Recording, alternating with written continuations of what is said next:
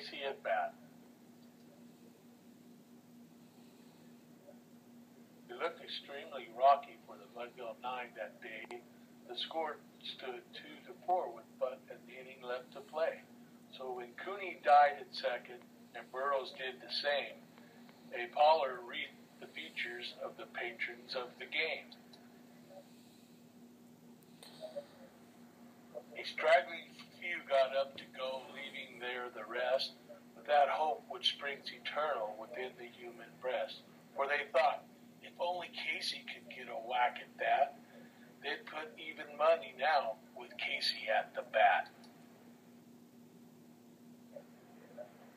But Flynn preceded Casey, as did also Jimmy Blake, and the former was a Lulu, and the later was a fake. So on that stricken multitude, grim melancholy sat, for there seemed but little chance of Casey's getting to the bat. But Flynn let drive a single to the wonderment of all, and Blake, the much despised, tore the cover off the ball. And when the dust had lifted, and the men saw what had occurred, there was Jimmy safe at second, and Flynn a hug at third. Then, from 5,000 throats and more, there rose a joyous yell. It rumbled through the valley, it rattled in the dale. It knocked upon the mountain and recoiled upon the flat, for Casey, mighty Casey, was advancing to the bat.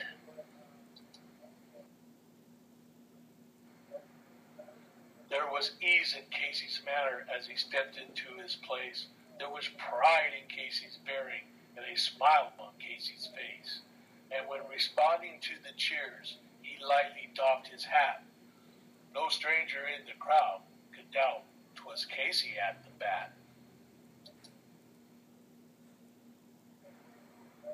10,000 eyes were on him as he rubbed his hands with dirt. 5,000 tongues applauded when he wiped them on his shirt. Then while the wreathing pitcher ground the ball to his hip, defiance gleamed in Casey's eyes. A snarl curled Casey's lip.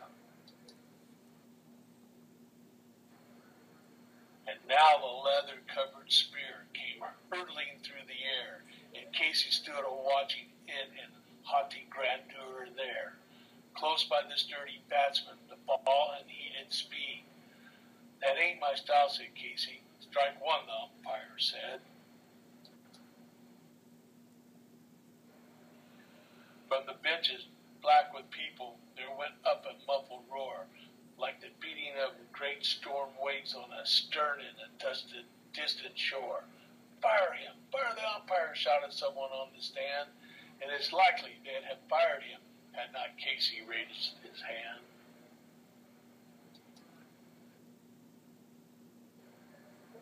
With a smile of civil charity, great Casey's visage shone. He stilled the rising tumult. He bade the game go on. He signaled to the pitcher. Once more with the spear flew, but Casey still ignored it, and the umpire said, strike two.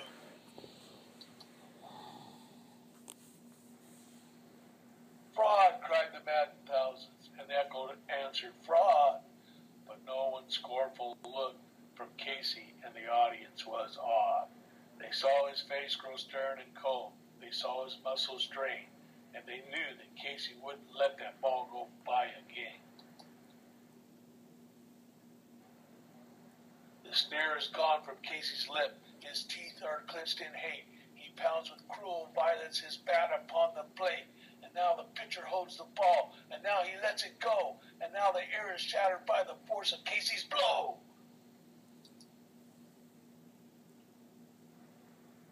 Oh, somewhere in this favored land the sun is shining bright. The band is playing somewhere, and somewhere hearts are light, and somewhere men are laughing, and somewhere children shout. But there is no joy in Mudville. Mighty Casey has struck out.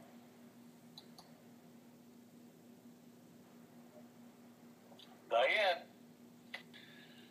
Mighty Casey struck out like the Giants this year. Oh well. Good luck. Have fun. Love you, Katie. Enjoy the book.